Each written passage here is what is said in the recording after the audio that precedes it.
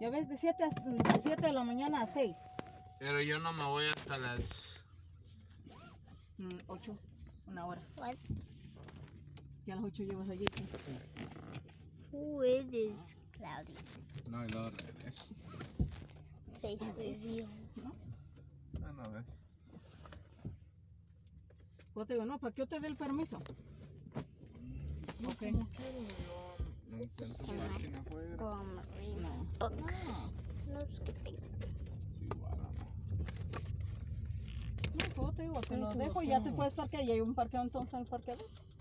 Adentro también, es igual. Por si tú te regresas de... Ahí bájale. Pinche calorón. Imagine kindergarten. Nice to meet you. Te va a dar Me más. too. ¿Dónde vas a querer ir a traer? Te digo para primero. A Walmart dice Jason. Dice que se meta primero. Eso es lo que dice. ¿Vea Jason? Hmm? You go to Walmart? Yes. Okay. Para agarrarle un pantalón a Damián porque para que tire eso por allí en la basura. No, si debes de ver uno de mis otros que está lleno de pintura. Si eres te pasas, hijo, la neta. Como si no tuvieras no dinero para comprar, cabrón.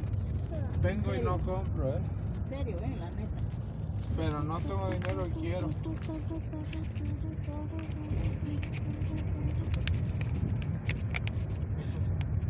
Eso lo está llevando la grúa porque estaba en el rojo.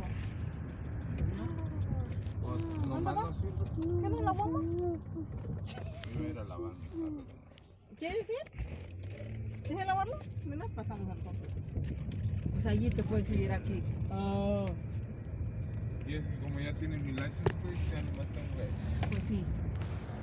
Yo No, yo y los necesito de allá, lavarlo. uno de la de allá dice, se ve nice tu carro ahora. Uno de los South Skies. Ujú. Dice, se ve limpio ahora sí. Dice, o te lo limpiaron los de detalle o nomás le diste una media limpia. Digo, no, ahí hay un nuevo car wash por donde vivo yo y nomás pago mensual. Ujú. Dice, órale, ¿cuánto pago yo?